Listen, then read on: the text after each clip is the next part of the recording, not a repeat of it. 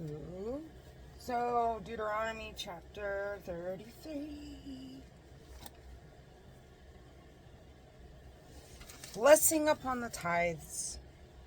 This is the blessing with which Moses, the man of God, blessed the Israelites before he died. He said, "The Lord came from Sinai and dawned on his people from Seir.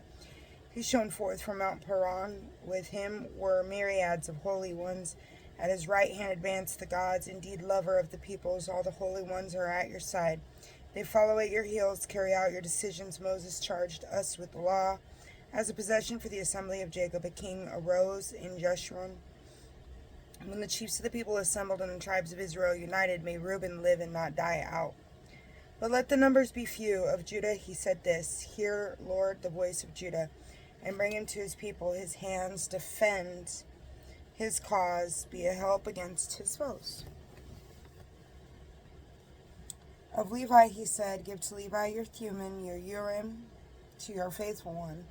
Him you tested at Massa, contended against him of the waters of Meribah. He said to the father and mother, I have no regard for them. His brothers he would not acknowledge, and his own children he did not recognize, for they kept your words, and your covenant they upheld. They teach your ordinances to Jacob, your law to Israel. They bring incense to your nostrils, and burnt offerings to your altar. Bless, Lord, his strength. Be pleased with the work of his hands. Crush the loins of his adversaries and of his foes, that they may not arise. Of Benjamin he said, The beloved of the Lord. He abides in safety beside him. He shelters him all the day long.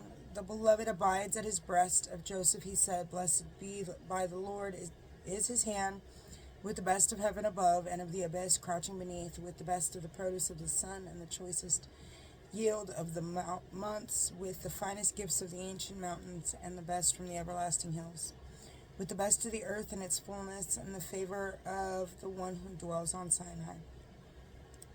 Let these come upon the head of Joseph, and upon the brow of the prince among his brothers. His firstborn bull majesty is his horns are the horns of a wild ox.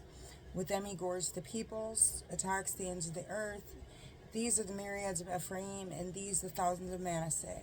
Of Zebulun he said, Rejoice, Zebulun, in your expeditions, exult, Issachar, in your tents.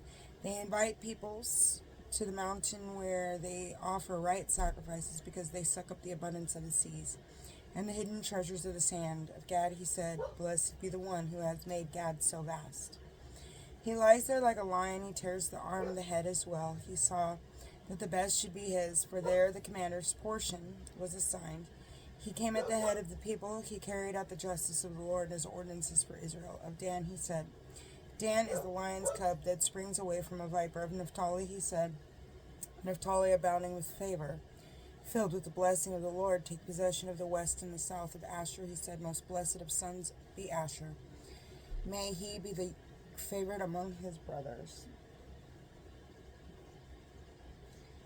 And may he dip his foot in oil. May the bolts of your gates be iron and bronze. May your strength endure through all your days. There is none like the God of Jeshurun, who rides the heavens in his power, who rides the clouds.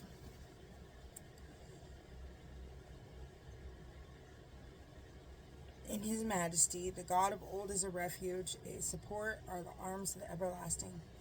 He drove the enemy out of your way, and he said, Destroy. Israel abides securely, Jacob dwells apart. In a land of grain and wine, where the heavens drip with dew, happy are you, Israel, who is like you. The people delivered by the Lord, your help and shield and the sword of your glory. Your enemies cringe before you. You stride upon their backs. The word of the Lord. Thanks be to God. God bless you.